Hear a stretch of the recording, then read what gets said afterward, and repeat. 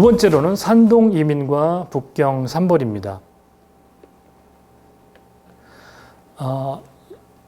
이번 시간의 주제인 이 북경 똥장수의 고향이 바로 고향이 산동이라고 했죠. 우리 산동은 우리나라하고 굉장히 밀접한 관련을 갖고 있습니다. 지리적으로도 우리나라랑 가장 가까운 그런 지리에 위치해 있고, 또 산동은 원래 고대 시대부터 제나라가 있었던 곳이죠. 그러다 보니까 제나라는 그 물산이 풍부한 곳이었습니다. 특히 산동 동부 같은 경우에는 평원이고 물산이 풍부한 그런 위치에 있습니다. 고대에 굉장히 많이 번영을 했던 곳이죠. 그리고 이 진사와 거인 등, 그러니까 이 고위 관료를 많이 배출할 수 있는 그런 인문 지리적 환경도 굉장히 양호한 곳이었습니다. 동부 평원이 그렇다라는 거죠. 반면에 이제 서부는 나름 비옥하지만 이 수재가 잦은 곳이고 또 운하가 지나가는 곳이다 보니까 아무래도 이제 일시적으로는 이제 수당대 이후로 번영을 했지만 각종 수해로 인해서 이제 몰락을 하게 되고, 특히 1850년대에는 태평천국군이 이제 점령하면서 이 산동 지역 서부가 경제적으로 타격을 받게 됩니다. 특히 이제 이 지역은, 동부 지역은 진사나 거인들이, 그러니까 신사층들이 이 로컬 엘리트들이 장악하고 있었던 반면에 서부 지역은 일종의 사교 내지는 백령교 이런 집단들이 장악하고 있던 지역입니다. 그러니까 지역적으로 상당히 많이 다르다라는 거죠. 같은 산동 지역 안에서도.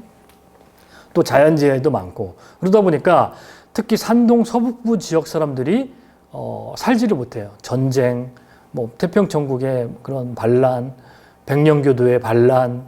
근데 이제 그들을 진압할 수 있는 신사층의 이런 세력도 약하고, 이러다 보니까 농민들이 안주를 할 수 없는 거죠. 그래서 이들이 결국 살 길을 찾아서 떠나는 거죠. 주로 이제 어디로 떠나느냐? 한국, 조선이죠.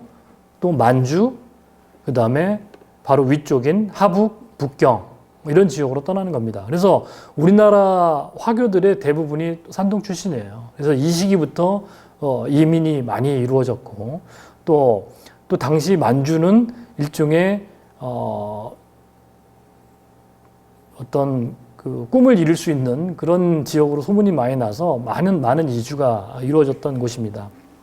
그래서 이 산동 지역에서 이 가난과 전쟁과 재해 이런 것들을 피해서 많은 사람들이 각 지역으로 이주가 많이 이루어졌습니다. 그래서 산동 지역이 과거에는 굉장히 어떤 영화와 풍요를 누리다가 19세기 중반 이후로 어떤 몰락의 길을 걷게 된 거죠. 그럼 현재는 어떠냐? 현재는 산동성이 거의 뭐 순위권 안에 드는 부유한 지역입니다. 중국 사람들하고 이렇게 얘기를 하게 되면 산동 지역 사람들을 되게 싫어해요. 그 이유를 물어보니까 산동 사람들이 못 살던 사람들이 많았는데, 오히려 이 한중 수교가 이루어지지 않았을 때 산동 사람들이 몰래 한국이랑 교류하고 이러면서 점점 부를 쌓았다라는 거예요. 그래서 산동이 지금은 굉장히 잘 사는 곳입니다. 그리고 어느 이제 그 정치학 연구자들의 그 연구 논문을 보니까 산동을 거치지 않고서는 정치적 엘리트로 클 수가 없을 정도로 네트워킹이 굉장히 발달한 곳입니다. 그러다 보니까 정치적, 경제적으로는 지금 굉장히 중요한 도시가 된 거죠. 어쨌든 이처럼 산동이 고대로부터 현대로까지 굉장히 정치적, 경제적으로 파고를 겪었지만 이 19세기 중반 이후로는 사실상 굉장히 어려운 지경에 처했던 그런 곳이었고, 결국 이들이 다른 지역으로 새로운 삶을 찾아서 떠날 수밖에 없는 그런 환경에 있었다라는 거죠. 그리고 북경은 이들이 피할 수 있는, 이들이 선택할 수 있는 중요한 선택지 중에 하나였다라고 하는 거죠. 그래서 이들이 이제 이주하는 루트를 보면 주로 이제 배 타고 가거나, 그러니까 산동의 뭐 연태나 뭐 칭다오 이런 지역을 통하면은 이 한반도나 만주 지역으로 쉽게 배를 타면은 금방 이주를 할 수가 있는 거죠.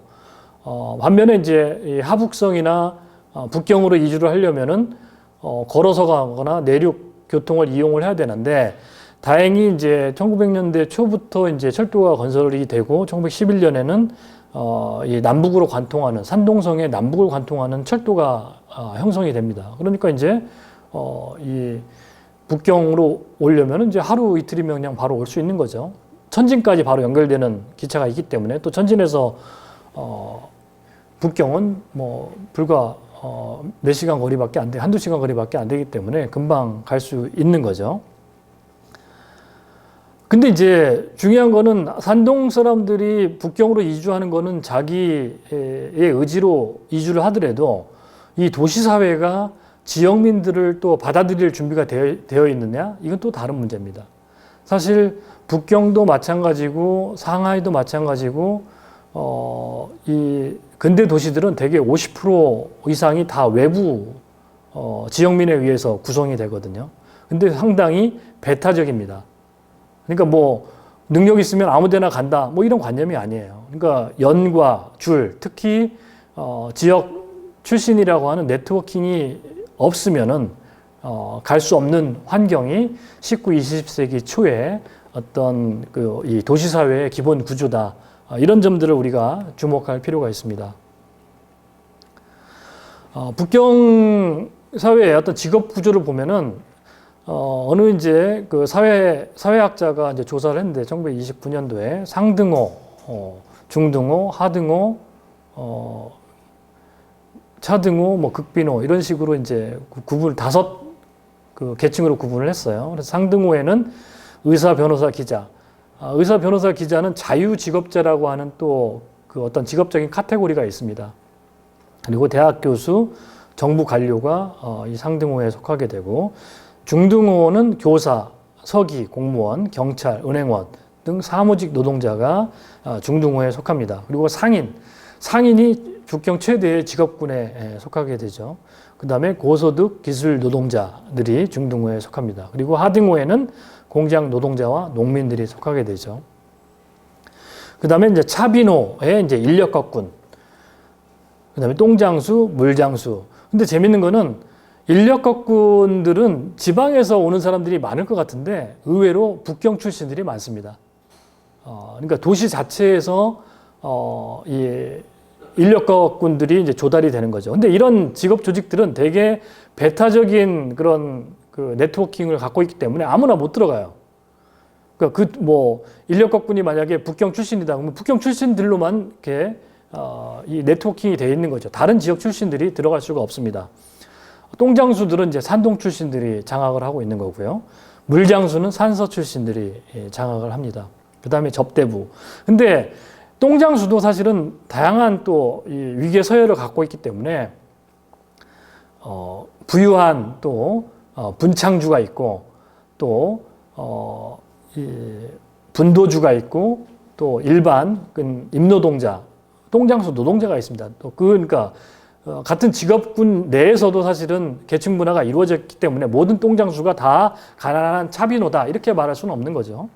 그 다음에 이제 도시 빈민들로 구성되는 극빈호가 있습니다. 그래서 이 동양 네트워크가 중요하다고 얘기를 했는데 북경 본적을 두고 있는 사람들은 42.5%고 객적인 타 지역 출신들이 57.5%를 차지할 정도로 타 지역 출신들이 많습니다. 그래서 특히 이 사람들은 도시 사회에 적응하기 위해서 회관이나 공소라고 하는 그런 조직을 만듭니다. 그러니까 우리나라에 존재하는 회관은 그냥 무슨 음식점 이름이죠. 뭐 전주회관, 남원회관 하면 그냥 음식점 이름이지만 북경에서 무슨 회관, 무슨 공소라고 이제 붙으면은 그 지역민들이 잠시 쉬어가는 그런 시설들을 지칭합니다. 그래서 원래 회관은 동양 조직을 말하는 거고 공소는 동업 조직을 말하는 건데, 예를 들어서 1949년 북경의 회관 수를 보면은 381개 정도가 됩니다. 그래서 이를테면은 강소성, 뭐 호남성, 성 단위에서 만든 게 있고 또 무슨 부에서 만든 부급이 있고 또 무슨 현급이 있습니다. 그래서 회관과 공소가 많을수록 그 지역민의 힘이 세다라는 걸 의미하죠. 반면에 회관과 공소가 없다. 그러면 그 지역 사람들의 어떤 경제적 지위라든지 그 사람들의 어떤 정치적 영향력이 낮다라는 것을 의미합니다. 그러면 어떤 성 사람들이 제일 많느냐? 강소성 소속이 가장 많습니다. 56개로. 강소성이 그러니까 강소성은 소주, 항주가 있는 그런 곳이에요. 그러니까 소주, 항주나 이런 곳은 전통적으로 견직이나 면직 이런 것들이 발달한 지역이기 때문에 부가 많이 축적되어 있는 곳이죠. 그러니까 거기서 만든 상인들이 만든 그런 조직들이 많이 존재하는 것입니다. 반면에 산서, 광동도 마찬가지고요. 반면에 산동성, 운남성 이런 지역들은 3개 이하 별로 없는 거죠. 그러니까 이거는 바로 가난하다라는 걸 의미해요. 그러니까 이 도시사회에 회관이 없다라는 것은 그 성 사람들의 위세가 굉장히 작다, 영향력이 적다라는 것을 의미하는 거죠. 그러니까 산동성 사람들은 그러니까 이 회관과 공소의 역할은 자기가 만약에 그 북경에 가서 뭐 시험을 보거나 과거 시험을 보거나 무슨 뭐 활동 뭐 장사를 하거나 이런 활동을 할 때 잠시 머물 곳이 필요하죠. 근데 누구나 다 뭐 친인척이 있는 것도 아니고 그럴 경우에 믿고 의지할 곳이 없는 거죠. 그러면 이 고향 사람들 내지는 이 고향의 고급 관료의 추천서를 받아가지고 가서 그곳에서 며칠 묵으면서 자신의 필요한 활동을 하는 겁니다. 그러니까 굉장히 어떻게 보면 무료로 그런 서비스를 받을 수 있는 그런 곳이죠. 심지어 객사할 수도 있잖아요. 도시에 와서. 그러면 그 회관과 공소에서 그 사람들의 사체를 또 보관해주고 또 의료 서비스를 제공한다든지 이런 역할들을 하는 게 바로 이런 동양 조직인 겁니다. 그래서 1930년대에 산동 출신 북경인은 8만 6천 명으로 비교적 많습니다. 거의 최다 이 지방민이라고 말할 수 있는데 최대의 동양 그룹인데 회관은 3개밖에 없어요. 그러니까 이건 뭘 의미하느냐? 고향에서 살기 어려워서 대규모로 도시사회에 이주했지만 믿고 의지할 수 있는 것은 없다라는 거죠. 반면에 산서인은 3만 6천 명에 불과합니다. 근데 회관은 38개예요. 그러니까 산서 출신들은 부유한 상인들, 부유한 관료들이 많다라는 거죠. 그들이 네트워킹을 해가지고 자기의 지역민들을 위한 다양한 시설들을 만들었다는 것을 의미해요. 그래서 단적으로 드러나는 게 산서 사람들은 물장수를 장악합니다. 산동 사람들은 똥장수를 장악하고. 근데 원래 산서 사람들이 원래 똥장수도 먼저 했어요. 근데 산서 사람들은 물장수로 이 계층 이동을 한 거죠. 그러니까 이것은 우리가 이를테면은 미국에 이주를 했을 때 먼저 이주한 사람일수록 뭐 좀 더 그러니까 예를 들면은 유태인들은 먼저 이주를 해서 슈퍼를 열더라도 뭔가 다듬어진 그런 야채를 팔고 좀 더 늦게 이주한 한국 사람들은 좀 덜 다듬어진 값싼 야채를 뭐 이렇게 판다라고 이렇게 얘기를 하는데 그런 정도로 먼저 진출하고 먼저 더 나은 지위로 이 상층으로 이동을 하는 거죠. 그래서 산서 사람들은 적은 숫자였음에도 불구하고 좀 더 나은 위치로 계층 상승을 하는 거죠. 반면에 오갈 데 없는 이 산동 출신들은 가장 남들이 제일 꺼려하는 그런 직업군을 차지하게 된다라고 이렇게 말할 수 있겠습니다. 두 번째로 이제 북경 삼벌에 대해서 얘기하겠습니다. 삼벌이라고 하는 것은 우리가 굉장히 부정적인 용어죠. 재벌, 군벌, 학벌 다 어떤 특정 집단에 대해서 부정적으로 얘기할 때 우리가 벌이라고 하는 표현을 쓰는데 북경에서는 삼벌이라고 하는 표현을 쓰는데 이 삼벌은 뭐냐? 상벌, 수벌, 분벌입니다. 상벌은 음양생은 아까 장례에 관한 그런 역할을 담당하는 사람들이라고 얘기했습니다. 지금도 사실 여러분들도 뭐 장례 가까운 친인척들이 이제 돌아가시면은 상갓집을 방문해 보면 장례에 관련되는 뭐 관을 비싸게 팔아먹는다든지 무슨 수의를 뭐 비싸게 팔아먹는다든지 그러니까 이런 경우를 가끔 들을 것입니다. 그게 바로 어떤 사망과 관련되는 그러니까 이 가족을 잃은 사람들이 사실 뭐 돈을 얼마 받는지 거기에 막 신경 쓸 여력이 없잖아요. 그러니까 그걸 가지고 일반 서민들을 상대로 갈취를 하는 집단이다 해서 상벌이라고 하는 그런 이제 명칭이 붙은 거죠. 그리고 수벌 역시도 물장수들이 물을 팔면서 독점적 지위를 이용해서 비싸게 팔거나 뭐 이런 겁니다. 분벌 역시도 분뇨 처리와 관련해서 웃돈을 요구하고 갈취를 하는 거죠. 근데 상벌은 사실은 일생 중에 가족과 친인척의 사망이라고 하는 것은 뭐 매일 일어나는 건 아니잖아요. 평생에 몇 번인데 반해서 물장수나 똥장수 같은 경우에는 일상의 일이라는 거죠. 매일의 일이고 더더군다나 물은 그냥 안 먹고 말거나 아니면은 다른 데서 구한다고 쳐도 분뇨는 처리하지 않으면은 굉장히 곤란하거든요. 특히 이제 사하본이라고 하는 것이 굉장히 폐쇄된 공간이고 분뇨를 처리하지 않으면은 굉장히 지저분하고 냄새가 고약하다라고 이렇게 얘기를 했는데 그런 그 위생적인 환경을 유지하기 위해서는 이 똥장수한테 의존할 수밖에 없다라는 거죠. 반면 그들이 고약한 마음을 갖게 되면은 얼마든지 시민들은 피해를 얻을 수밖에 없는 그런 이제 상황이라는 겁니다.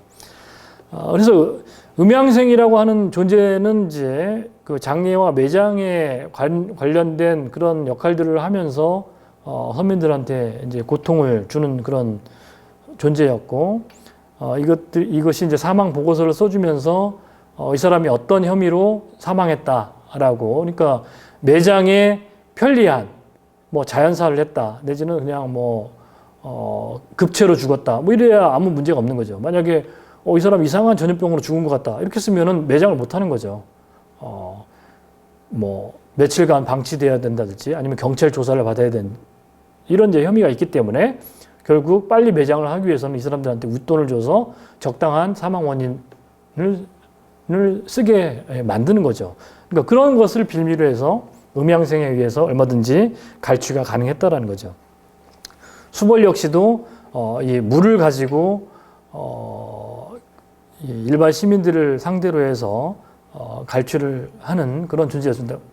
근데 이제 수벌과 분벌의 차이, 물장수와 똥장수의 차이는 뭐냐면 이 물장수에는 결국 이 물을 조달받아 가지고 이제 팔아야 되는데 이 대부분의 물이 사실은 관이 갖고 있는 겁니다. 개인이 갖고 있는 게 아니고. 그러니까 물장수들이 폭동을 일으키거나 스트라이크를 일으키면은 자기 물을 안 팔면 되는데 사실 그 물의 원천은 정부가 갖고 있는 거기 때문에 이 스트라이크에 어떤 한계가 존재하는 거죠. 근데 분뇨 처리를 하는 똥장수들이 폭동을 일으키거나 스트라이크를 일으키면은 분뇨를 치우지 않으니까 전 시 전체가 분뇨 냄새에 시달려야 되는, 그래서 이제 물장수 폭동과 똥장수의 폭동은 급이 다르다라는 거죠. 이것은 이제 물장수들이 이제 이 수레에 물을 나르는 그런 모습입니다. 이거 역시도 물장수의 모습이고요. 근데 분벌은 아까 얘기했던 것처럼 분뇨는 사실은 굉장히 돈이 되는 그 직업군이에요. 분뇨를 채취하고 또 그것을 말려서 다시 그 농촌에 농민한테 비료로 팔 수 있기 때문에 채취하는 과정에서 분뇨 처리비, 그 다음에 이 분통 세척비, 각종 비용을 받을 수가 있는 거죠. 그리고 이것을 말려서 다시 농촌에 팔면 또 비료비 이런 걸 다 받을 수 있기 때문에 이 분뇨 처리 전 과정이 엄청나게 돈이 되는 사업인 거죠. 그렇기 때문에 여기에 대해서는 시정부도 상당히 관심을 갖고 있습니다. 이 분뇨 처리업만 잘 개혁을 하면은 시정부가 재정적인 확보도 굉장히 할 수 있기 때문에, 또 한편으로는 이 분뇨 처리 과정에서 이 똥장수들이 얼마든지 그 시민들을 상대로 갈취를 할 수 있기 때문에 민원이 굉장히 많은 또 분야가 이 분뇨 처리 분야였습니다. 그러다 보니까 특히 이제 명절이나 특히 이제 눈이나 비가 오면은 이 사람들이 분뇨 치우지 않고 문 앞에서 기다려요. 웃돈을 달라고. 왜냐면 이제 비가 오거나 눈이 오거나 이러면은 미끄러져서 못한다, 막 이런 식으로 버티는 거죠. 저도 어렸을 때 7, 80년대에 보면은 그런 경우를 종종 봤어요. 우리 어렸을 때도 특히 이제 뭐 쓰레기 청소부라든지 이런 분들이 조금 저항을 하죠. 그러면 되게 이제 명절 때는 떡값을 따로 또 챙겨주고, 그러면은 집 앞에 쓰레기가 굉장히 깨끗하게, 한동안은 깨끗하게 처리되는 이런 양상을 볼 수가 있습니다. 그리고 이제 이 똥장수들은 이제 정식 똥장수가 있고 또 떠돌이 똥장수가 있어요. 그러니까 이 사람들은 하루에 치워야 될 그런 그 양이 딱 제한되어 있습니다. 그러니까 최근에 그 택배 그 노동자들이 그 일정한 이 평균 노동 시간을 넘어서는 일을 하지 않으면 생계를 보장받지 못한다, 뭐 이런 요구들을 많이 하고 있는데, 똥장수 역시도 자기에게 주어진 시간 내에 분뇨를 처리하지 않으면 자기의 최소 생계를 보장받지 못하기 때문에 많은 문제가 야기되는 거죠. 거기다가 더 이제 야속한 거는 이 떠돌이 똥장수가 몰래 와서 자기가 처리해야 되는 집에 분뇨를 치워버리면 자기가 채워야 되는 양이 적어지는 거죠. 그렇게 되면 결국 생계의 위협을 받기 때문에 이거 역시도 굉장히 위협이 된다. 그래서 떠돌이 똥장수와 정식 똥장수가 만나게 되면 칼부림이 나는 거죠. 이건 자기 생계에 대한 도전이기 때문에. 이 사진은 굉장히 흐린데 이 자세히 보면은 약간 우체부 아저씨 같이 생겼는데 정식 복장을 갖추고 자전거를 끌고 있는 똥장수의 그 사진입니다. 근데 실제로는 뭐 거의 옷도 잘 걸치지 않고 뭐 바지만 입고 뭐 그 냄새 풍겨가면서 일을 하는 모습이 전형적인 사실 모습이죠. 이 사진들은 이제 판화, 민화 이런 모습으로 똥장수의 모습을 그렸습니다. 그래서 이 똥장수들이 사용하는 이 분구, 똥 기구도 자세히 보면은 이제 목조에서 철제로 바뀌게 됩니다. 아무래도 이제 목조나 이런 이제 볏짚 같은 걸로 이은 이런 것으로 이제 분뇨를 처리하게 되면은 이제 분뇨가 이제 흘러내리거나 이 냄새가 날 수 있기 때문에 점차 이제 철제로 이제 바꾸게 되는 거죠. 이것도 이제 시정부가 주도적으로 이 개혁을 하면서 이런 이제 기구 같은 것도 개혁을 하게 됩니다. 이게 바로 이제 마통이라고 하는 그림인데, 왜 마통이냐? 말 연물통 같이 생겼다 해서 마통입니다. 그러니까 이 위에 이제